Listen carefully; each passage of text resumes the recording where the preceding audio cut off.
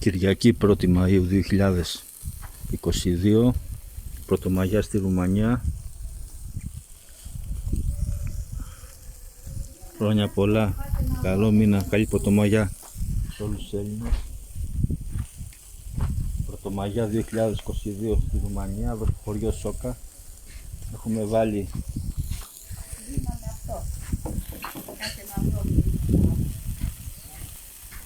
όπως βλέπετε εδώ στη Ρουμανία υπάρχουν τα παραδοσιακά μίτσι, όπως βλέπετε. Είναι ρολά με χοιρινό. Είναι το παραδοσιακό, ένα από τα παραδοσιακά φαγητά εδώ στη Ρουμανία. Κυρίως στις γιορτές, στις ψισταριές τα χρησιμοποιούν. Τα μίτσι, όπως βλέπετε εδώ, μίτσι από γουρουνάκι.